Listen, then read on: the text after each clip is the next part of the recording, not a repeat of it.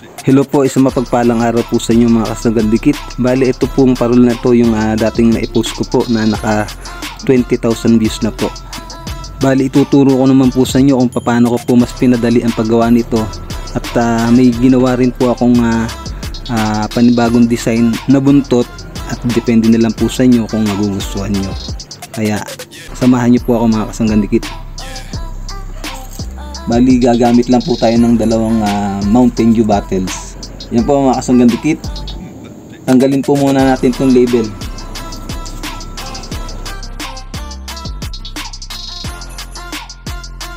Mga kasagandikit, nakikita nyo po ba ito? May guhit naman po eh. Dito po natin puputulin sa guhit na ito. Bali gamitan po muna natin ng cutter para magupit po natin.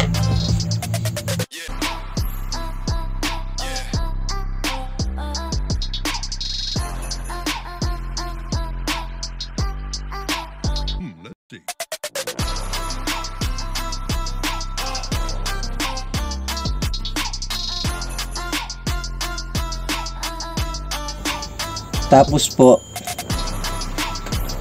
ito pong pinakang ukang to, ipantay lang po natin. Gugupitin po natin dito sa kada uka.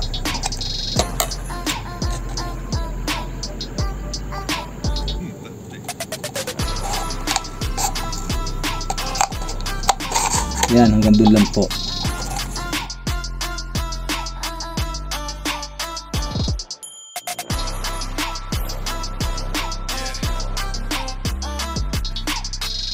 Bali yan po oh.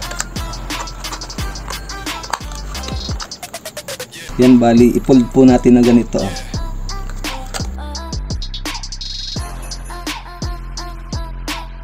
Ipantay po natin dun sa guhit.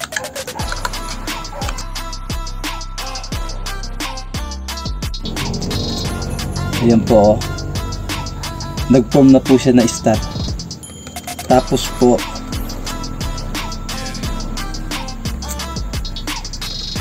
sa isang ganto po, gupitin po natin sa 6. Una po, gupitin po muna natin sa gitna. Ayan po. Tapos ito naman po, pagtatluhin po natin.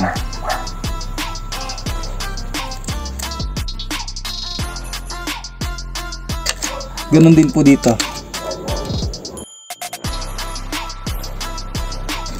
Yan po oh.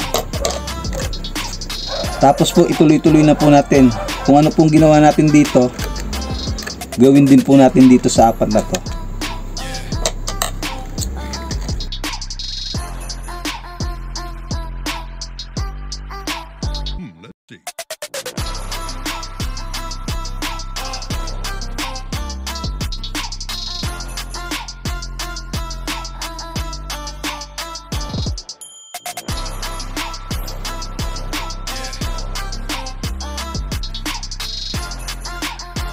Tapos po, ganituhin po natin no?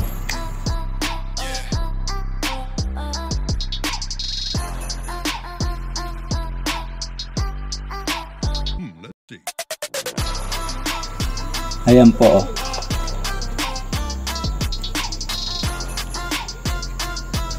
Gagamit po tayo ng kandila. Tapos pasuin po natin to para hindi na po maghiwa-hiwalay.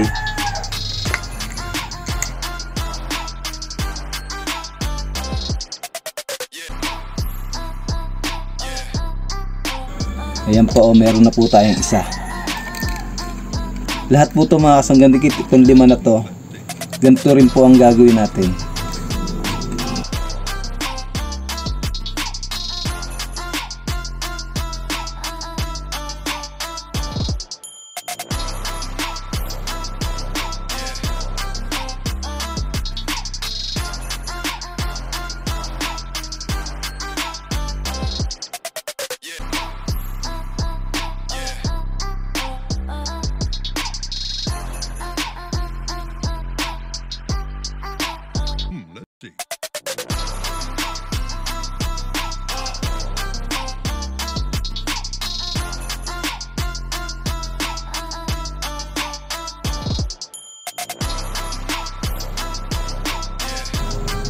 Ayan po mga kasanggan dikit, meron na po tayong star.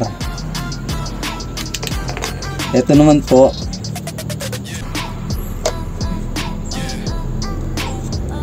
gugupitin po natin siya ng maninipis hanggang dito. Katulad po nito, hanggang doon lang po sa parang guhit na to.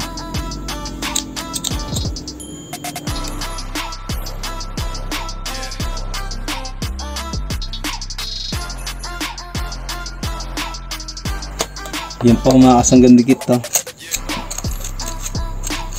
Tapos po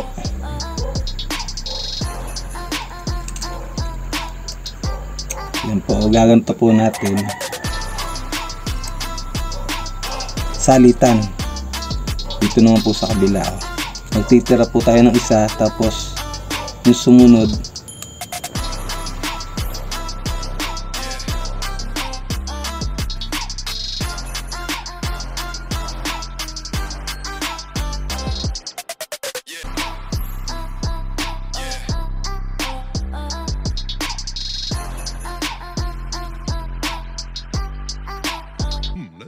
pagpantay-pantayin po natin to. Tsaka ito po, yan, okay na po siya. Ito na lang po.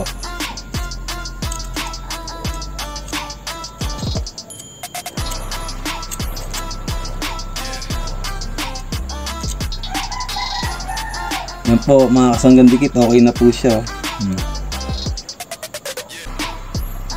Meron na po tayong isang buntot at meron na po tayong isang yung kabaak ng star. Kaya ito pong isang battle gagawin din po natin ganito. Yan po mga kasanggan dikit, nagawa ko na rin po yung isang bote ng Mountain Dew. Ayan po, tigdalaw na po sila. Bali, ang unahin po muna natin mga kasanggan dikit, butasan po muna natin to para malagyan po natin ng tali para maikabit po natin dito. Napainit ko na po kasi ang soldering iron eh. Ito po, hindi po abot yung cord. Butasan lang po natin dito mga kasanggan dikit to.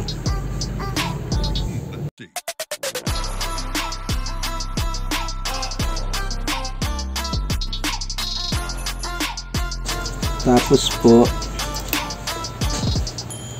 ito, magbutas din po tayo nito. Gagawin natin pinakang stopper po dun sa takip.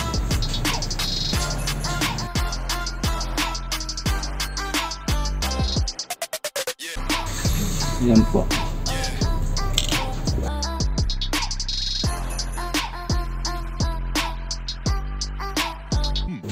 Isuot po natin sa butas yung sinulid.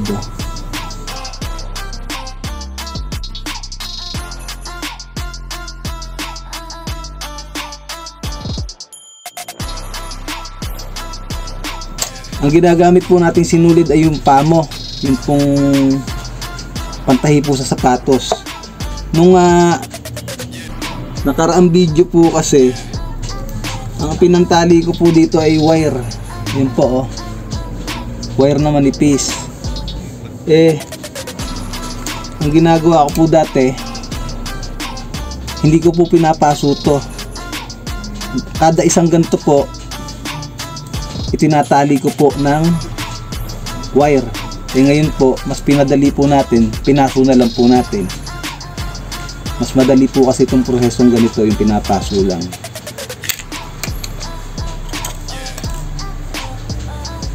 Dati kasi yun nga, tatali ito, lahat po yan, pati ito. Tapos pag natalian na, itatali po uli ng wire. Ngayon po, isang beses na lang tayo magtatali. Yan po, pag gagantuin po natin.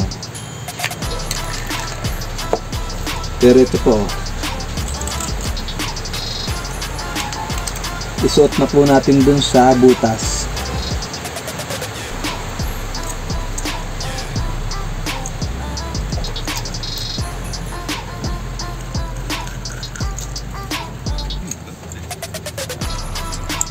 Yan po, may isa na po tayong buntot.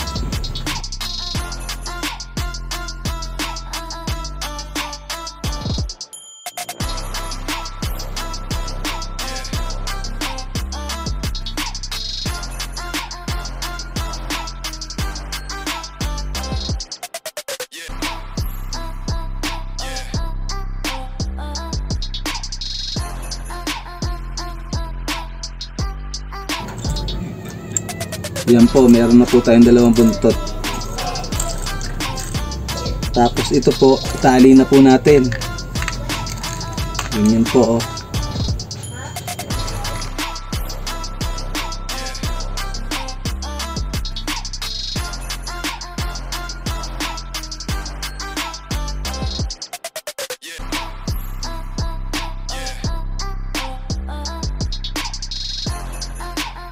Yan po, ibuhol na po natin.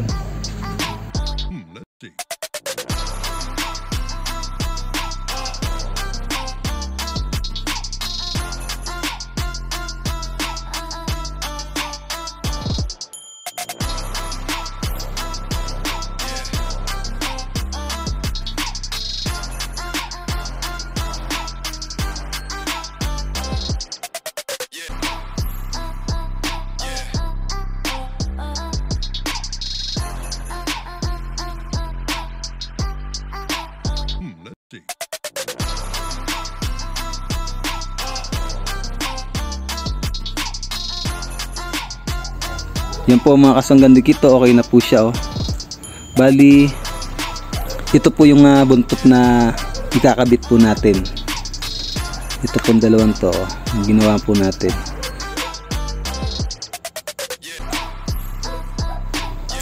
Yan, bali ganito po oh. Nang dahil nga meron na po tayong ganitong gawa, ito po mga kasanggan dikit oh. Ito po oh. Nang dahil meron na nga po tayong ganitong design, ganitong klaseng buntot, bali may nagawa na po akong bagong design. Subukan po natin kung alin po ang mas maganda sa dalawa para may pamimilian po tayo. Ito po ang ikakabit natin mga kasanggan dikit dito. Tara po, ikabit na po natin.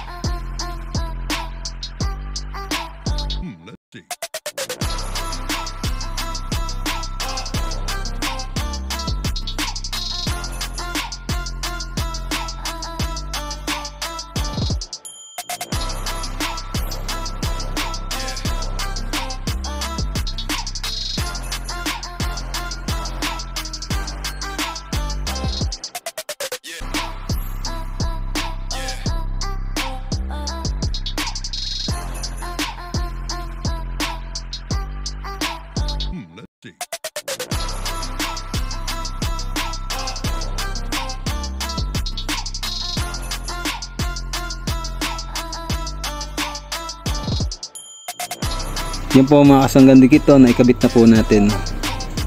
Ayan po. Lagyan naman po natin ng sabitan. Ayan po dito.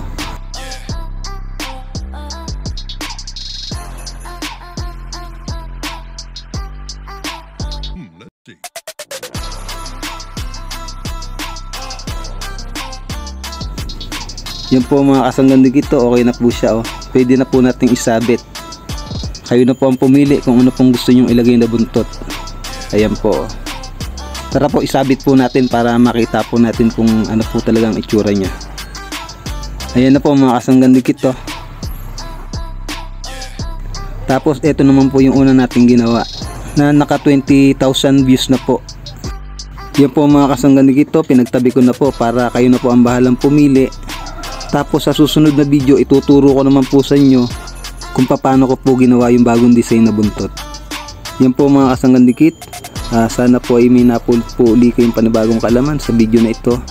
At dun po sa mga bago po nating taga-subaybay, pa-like and share na lang po at pa-subscribe. Pakipindot na rin po ng notification bell para lagi po yung updated sa mga i-upload ko pa pong mga tutorial videos. Maraming salamat po sa patuloy na suporta at panonood nyo po ng aking mga videos. Isang mapagpalang araw pong muli sa inyo. Lagi po kayo mag-iingat at mabuhay po kayo.